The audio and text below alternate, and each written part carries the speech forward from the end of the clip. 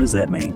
Yeah, okay. I remember the first time I heard what coaching don't say, once you have that aha moment, like just something clicks and you're like, oh my goodness. But the intention behind all of this is, which I think is really beautiful, builds capacity in that person. Like once you've finished your 2-year coaching thing, Yep. you fundamentally have more capacity than when you started as well. And knowing what to ask, what question to ask and when to ask it and when to push and when to sit back is really that skill of coaching. I will end you with this. I think you need to be very clear when it's coaching that you need.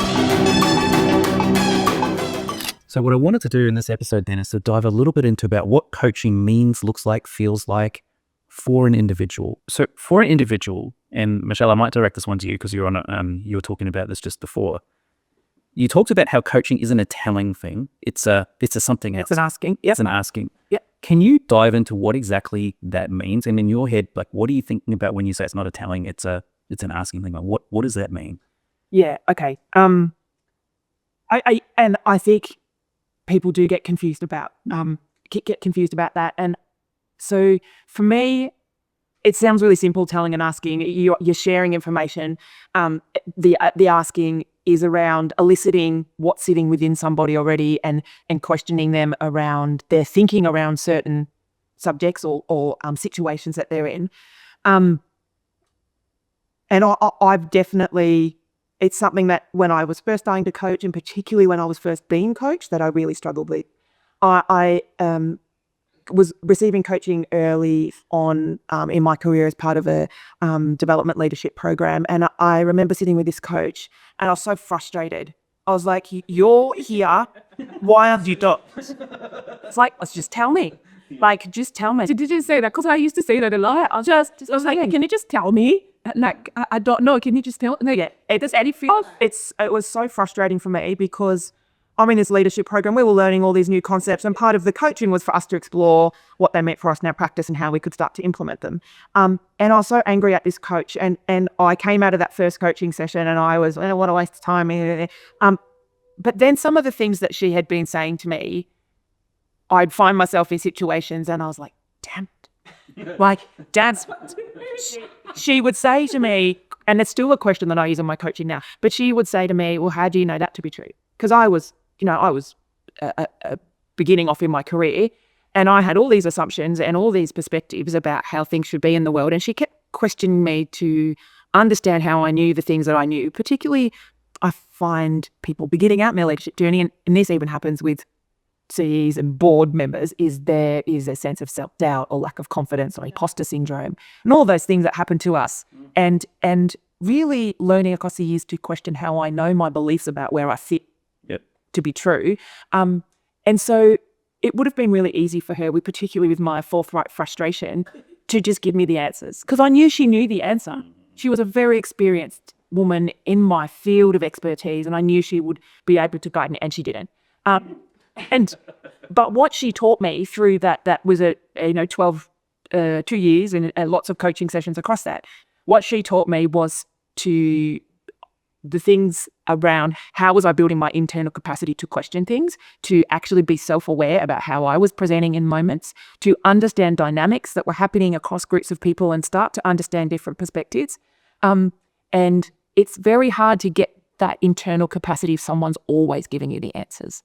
And so coaching holds this space for you to learn and grow and test out your thinking, where you're looking at things like strategic execution and managing change and managing stakeholders, whatever your goal is that you're wanting to get to, even if it's about implementing new training concepts into your practice.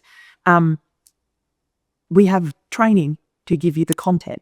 The coaching is to help you integrate that and be self-aware and build the capacity to implement that into the way you work. I love that. So it's like, I think it's one of those things where, we're all laughing about it because we've all experienced it at different levels, right?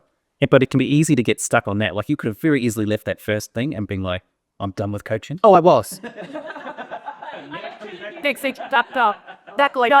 My experience was I actually left for a good 3 months. I didn't go back.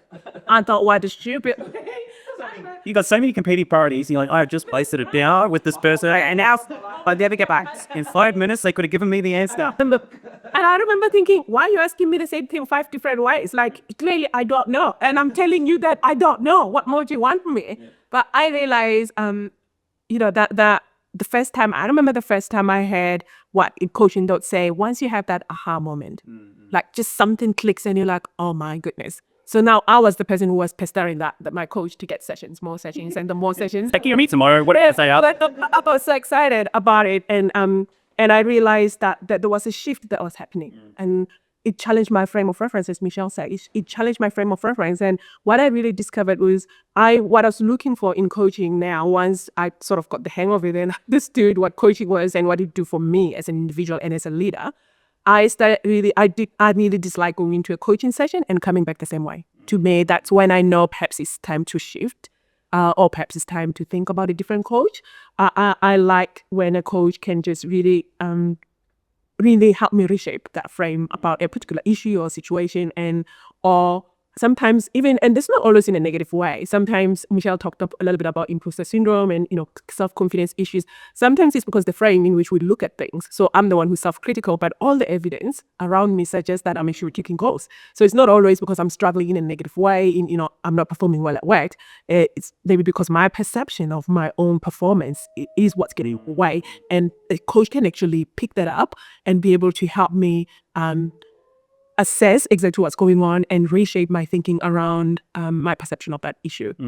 Yeah. But the intention behind all of this is, which I think is really beautiful, is it builds like a lifelong skill, but it builds capacity in that person. Like once you've finished your 2-year coaching thing, you fundamentally have more capacity than when you started, is what I'm picking up from this. The initial thing might have killed you. Awful. Yeah, no, 100%, James. And I think we talked in the last episode about why business owners and what they want for their return on investment. And had you gone looking for that return on investment in 3 months, I would have told you it was a waste of your money, probably. Yep. But ask me at the end of 2 years and looking back now, I was like, that shaped a lot of the ways that I am as a leader and in, the senior roles that I've had. It's because I've started to build those foundations. All of the experience that I've had and that real conflict and dislike that I had of coaching initially and that opportunity to have that 2-year coaching program, but I definitely sought out, and my organization or I have paid for my coaching consistently throughout my career. And I think what that then does for me as a coach is it means that there are times when I'm watching somebody and I can see them struggling and I think, I just want to give the answer. And so even as a coach, sometimes I struggle with that fundamental principle, which is this is not about telling.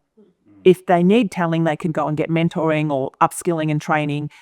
That's not what I'm here to do. It's not what this capacity is about. So what it allows me then as a coach is to really sometimes sit with my own discomfort and sometimes silence, often silence, while the person is reflecting and thinking and working through things for themselves. And so that's really helped in terms of strengthening my coaching and my asking. And asking is a skill. And knowing what to ask, what question to ask and when to ask it and when to push and when to sit back is really that skill of coaching. And I think you only really get that when you've experienced what that feels like yourself. You've said there in that first session, but I will end you with this. Definitely. So if I'm an individual and I'm interested in coaching, like what are the sorts of things I don't know if there is, but are there things I can be doing to get myself ready to be coached? I think I've picked up the first one, which is don't just book for one session. Maybe book for more. But what other things? I think you need to be very clear that it's coaching that you need. Okay. So if you're coming at it from a leadership program and it's something that you get 12 months of coaching or it's being offered to you, I think that's a part of an organization. But if you're seeking it as an individual, I do think you really need to make sure that coaching is what you need, that you don't need mentoring or education and training or some other management leadership tool. So I think that's really important. And then I think you really, even if they change, and they often do when people come into coaching, but be really clear what you want to get out of that coaching. Again, you can be doing that as an individual, but you can be doing that as part of an organization that set a strategy that says, we want to do X, Y, and Z. You can see what's my part in that and what is it that I want, because you can't tell somebody where they want to go. Right. You can help them be clear about whether that's right for them, The right fit. whether that's right for them, or, question whether that's where they want to be right now, or whatever that is. But you cannot have a coaching session unless you're clear of the goal. And every single coaching framework goal, because it's future focused, goal features in it somewhere. So that is critical, understanding what it is you want. Okay. And when you sorry, you go. The understanding that there is a need for investment beyond the dollar. So you need to be present in there. You need to be committed to doing the work inside the coaching and outside. So the minute you leave, it's not like a tick box. Okay, I'll go back and revisit this issue once we get there. So the coaching helps you to navigate the work that you need to do in and outside the coaching, and you need to be best at and be prepared to be doing the work. So good. I think one of the things you said, Michelle, was be very clear about whether it's coaching that you need. Yeah. We talked about asking and telling. Yep. But are there other questions I could be asking myself that would help me land on the yes or no for coaching? I think there are questions that you can ask yourself in terms of being prepared as whether I'm going to need a coach, whether I need a coach, or whether I will participate in a program where coaching is being provided as an opportunity. And I will say that I mentioned earlier in my career, I've always had coaching, but I dip in and out of that. So sometimes I'll realize I'm going through a particularly complex situation and I will lean into a coach and be quite intensive for 4 or 5 months, and then I might dip back out of it. So I think what the question you need to ask yourself is there something specific that you are seeking to gain from the coach that you want to navigate? Or is it more that it's a career type progression and you'd like to have ongoing coaching so that you can start to build that internal capacity? I think there's a couple of questions, not only where do I want to be in terms of what's my goal, but what is it that is this for something specific or is it more general? And being clear on that with yourself is also important. And Sam, what do you think of it? Yeah. Maybe think about, is there someone else is there someone in my team or my manager who could help me with this problem? And usually that might, if the answer is yes, you might be thinking perhaps you're needing a mentoring. So someone who's actually experienced in that field of whatever your field is, and that someone has done that before, so they just need to show you the ropes. But if your answer is not necessarily, it's very complex and I need someone external to the team or my manager, that might be a cue that perhaps a coach might be best fitted for that scenario. That's interesting. So what you're saying there is that, I might be sitting here thinking, I just need to level up my skill in some way.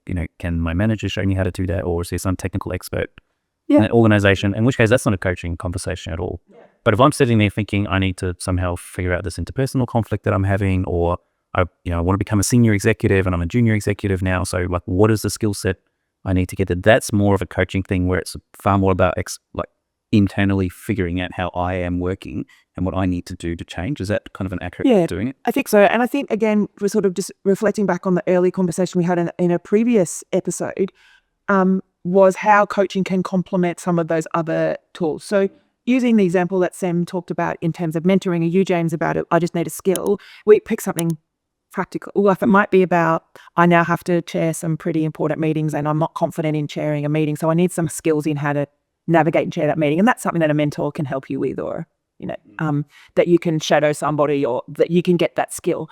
Where coaching would add value to that is the more complex stuff that happens in terms of managing the dynamics in the room. Yep. How do I manage conflict and manage myself?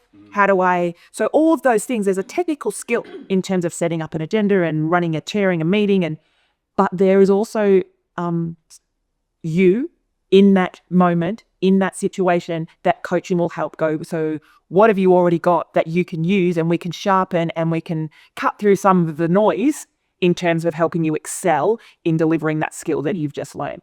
And so it often is understanding that what will coaching complement is part of your preparation. What is it will it complement? That's great. And that's so good. Another question that would be helpful for a person to reflect on is there someone else who has also recommended coaching? So a lot of times we get people who have perhaps undertaken 360 feedback, and they have received some feedback from their leader that perhaps coaching is a mechanism that they know to use. It's a negative way to start, isn't it? Not necessarily in a negative way. Sometimes it could be coaching will require to help you, perhaps you're taking more project and you're now juggling multiple priorities than what you had before. And coaching just really helps you a little bit more to get to the next step beyond the technical skill. It's more about managing your own self and your own leading self. So that's the issue around having confidence, perhaps build self-belief that, or understanding the value that you bring. That's where coaching sometimes can be helpful. Yeah. And coaching really isn't suited for a technical skill. No. So if it's a technical skill you're looking for, it's not coaching that's going to give that, because it's not a telling process. That's where education never trained. Education, training, mentoring, consultancy, whatever it is that you need to be told and use someone's expertise. But coaching will certainly help you anchor that new skill and make sure that that new skill is something that makes you have that competitive advantage or make you succeed. So I think it's really important to question what is it you need and be really clear about that.